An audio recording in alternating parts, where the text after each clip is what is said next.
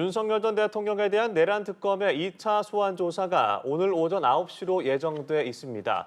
하지만 윤 전 대통령 측이 재판 일정 등의 이유로 조사 일정을 미뤄달라며 오늘 출석하지 않겠다고 밝힌 상태인데요. 자세한 내용은 취재기자 연결해 들어보겠습니다. 진기훈 기자.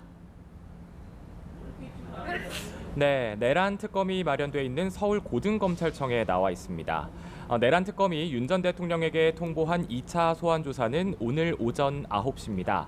하지만 어제 윤 전 대통령 측이 또다시 소환을 미뤄달라는 의견서를 특검에 제출하면서 오늘 소환 조사는 불발될 걸로 보입니다.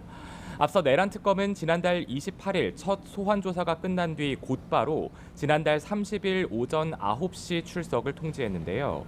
윤 전 대통령 측은 피의자의 건강과 현재 진행 중인 재판에 대한 방어권 보장 차원에서 촉박하다며 오는 3일 이후로 소환을 미뤄달라고 요청했습니다. 이에 내란 특검은 오늘 오전 9시로 다시 소환을 통보했는데 윤 전 대통령 측은 또다시 피의자 건강과 재판 일정 등을 고려해 오는 5일이나 6일에 출석하게 해달라고 요구했습니다. 특검은 기일 변경 요청을 바로 거부했는데요. 지금도 지하주차장 출입을 통제하는 등 소환에 대비하면서 윤 전 대통령 출석을 기다리고 있습니다.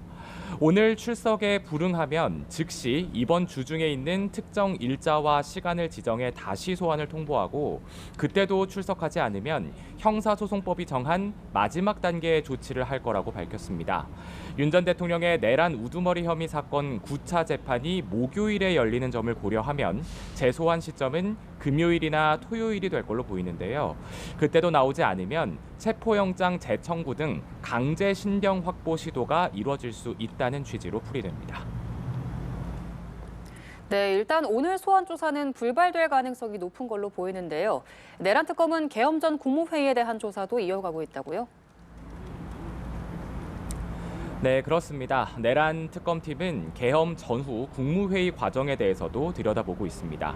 어제는 강의구 전 대통령실 부속실장을 참고인 신분으로 불러 저녁까지 조사했는데요.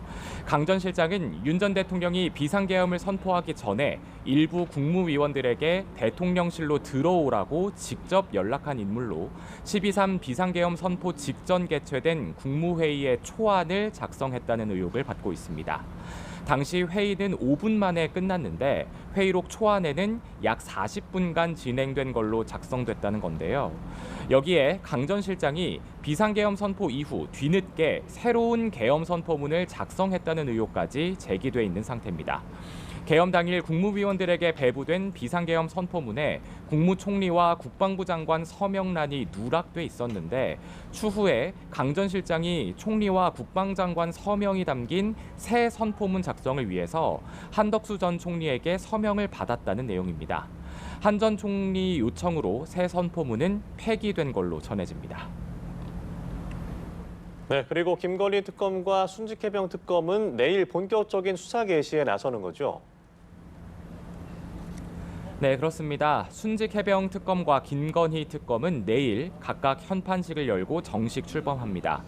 우선 순직해병 특검은 현판식에 앞서서 오늘 국립대전현충원에 안장된 순직해병 묘역을 찾아 참배할 예정입니다.